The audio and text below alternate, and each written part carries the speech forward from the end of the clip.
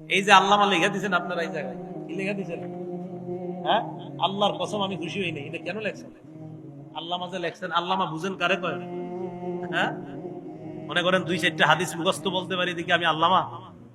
অনেকে আবার লেখে হাফিজুল হাদিস। হাফিজুল হাদিসের একটা সংজ্ঞা আছে, যেই পরিমাণ হাদিস মুখস্থ থাকলে হাফিজুল হাদিস বলা হয়, ওই পরিমাণ হাদিস আমার মুখস্থ নাই। তা আমার কেন হাফিজুল হাদিস লেখেন? এই আল্লামা লিখবেন না। আপনাদের এই লেখাতে আমি খুশি হইনি। আল্লামা লিখবেন না। যার সাথে মোবাইলে কথা বলেন ও বারবার বলে আল্লামা লেখা নিষেধ, হয়তো এই জায়গায় বলা হয় নাই। আল্লামা লিখেন না। আল্লামার একটা ওয়েট আছে, একটা ওজন আছে। বলতেছেন হুজুর আপনি খুব বিনয় দেখাচ্ছেন, গোড়ার ডিম দেখাইতেছি। আল্লামা এটা না লেখা বিনয় না। আল্লামা হওয়া এত গোড়ার ডিমের ব্যাপার? আল্লামা কারে লেখেন আল্লামা? আমি তো বুঝি না কি লেখছেন এটা আল্লামা। ইন্না ইয়াসিরা রিয়াই শিরকুন, সামান্য লোক দেখানো আমল করা শিরিক। এই সমস্ত হাদিস আমাদেরকে বিভিন্ন শব্দ লিখতে বাধা দেয়।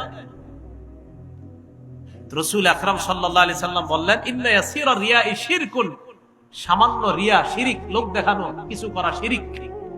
এখন আমি বয়ান করতেছি, মনে যদি একটু আসে, বয়ানটা জানি কেমন হইতেছে, লোকেরা কেমন বলে, বা শিরিক, হাসা কথা, শিরিক হয়ে গেছে।